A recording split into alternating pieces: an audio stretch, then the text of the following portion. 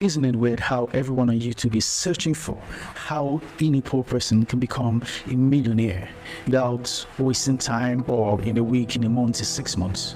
Weird how with all these search results we see YouTube, very few people actually getting the results in real life. Right? So that shows us there's something missing between the topic and the reality. And we've been looking at a particular man's story for the past few weeks, and this is a great opportunity to dive right into what actually works, proven over time, seeing so many great people's lives, and what we can do to move our lives from zero to having the abundance that we desire.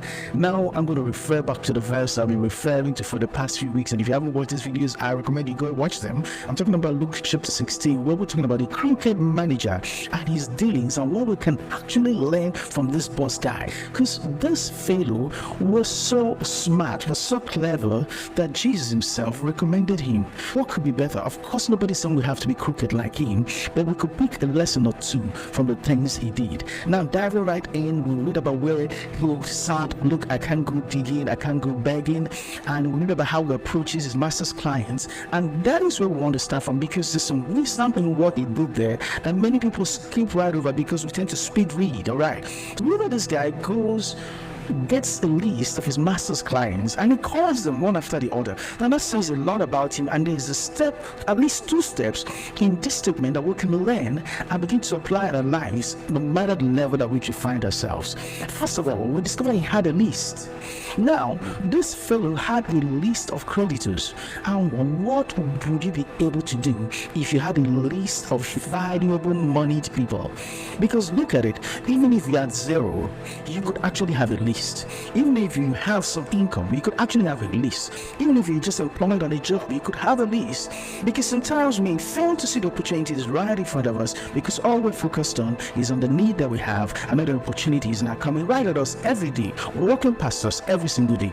Let me break this down for you. So this guy, the cricket manager, is an employee, and he has a list of his master's creditors. Some people work in a bank, work in an office, and you have clients who are working in day in, day out, and you don't have their phone numbers. What is going on, brother? See, lists are people that you have added value and whom you can have future dealings with. Let's talk about another person. You are zero, but you have a skill, right? Let's say what you even know how to do is just how to maybe plant some food produce. Why don't you create a free guide on how to plant this food produce using your specific or your unique method? Now you create a free guide, you make it available to people. People are going to sign up, give you their email accounts, give you their phone numbers maybe, and definitely you have a list of people who are interested in the value you have to offer.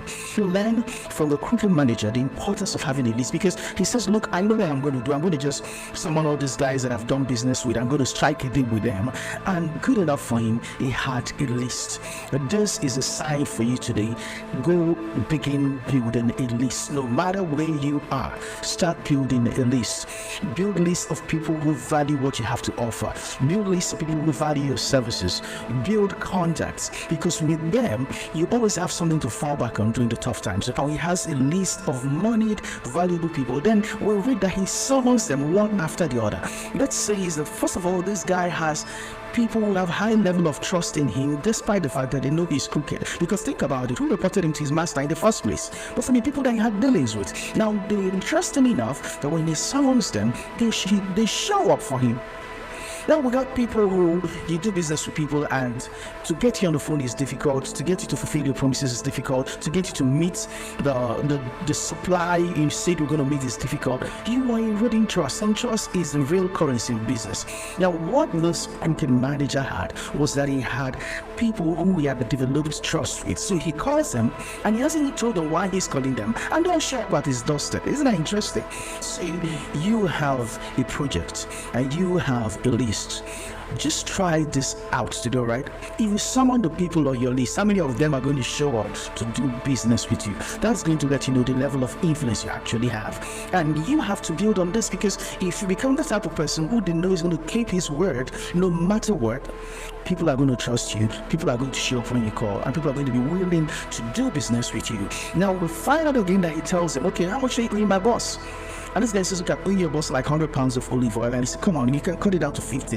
Put your hand hand to the dotted paper, put your signature there. Why would they trust him?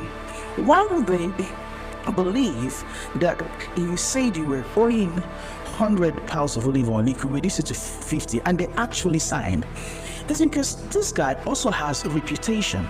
Now, trust is different from reputation.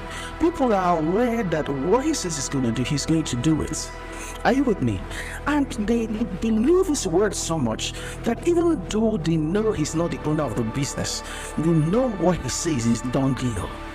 We've got to get ourselves to this point where we have our list, where we build our trust, and where we build a reputation. We have a reputation that people can rely on to do business with us. And this is what you need. Interesting enough, these things, you don't need to build them with money. These things, you build them with your character, with your capacity. And these are the things that you start doing. And you move yourself from the realm of not having enough to having more than enough for anything you want to do. Build a list. Build trust, build a reputation. Are you getting me? Build a list, build trust, build a reputation, and watch your money grow like grass. See you in my next video. Thank you.